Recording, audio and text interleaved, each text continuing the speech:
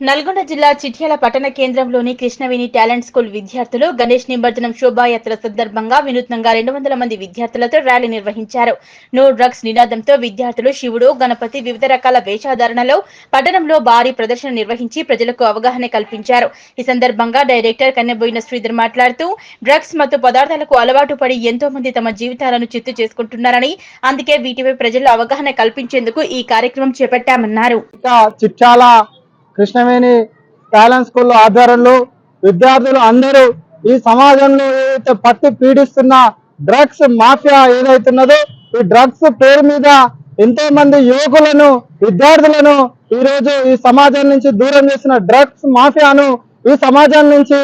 వెలివేయాలనే ఉద్దేశంతో చిట్యాల కృష్ణవేణి పట్టణంలోని విద్యార్థులు అందరూ కలిసి ఈ యొక్క టౌన్ లో ఉన్న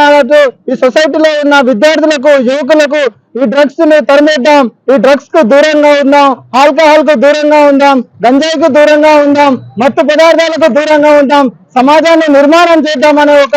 బృహత్కరమైన సమావేశాన్ని విద్యార్థులు ఈరోజు చిట్యాల పట్టణంలో ప్రజలకు గణేష్ నిమజ్జన శోభాయాత్ర సందర్భంగా ఒక మెసేజ్ ఓరియంటెడ్ నిమజ్జనాన్ని నిర్వహించడం జరుగుతున్నది. ఈ యొక్క డ్రగ్స్ మాఫియాను నల్గొండ జిల్లా నుంచి తరిమేయాలనే ఉద్దేశంతో ఈ కార్యక్రమాన్ని గణేష్ నిమజ్జన శోభయాత్ర నిర్వహించడం జరుగుతున్నది.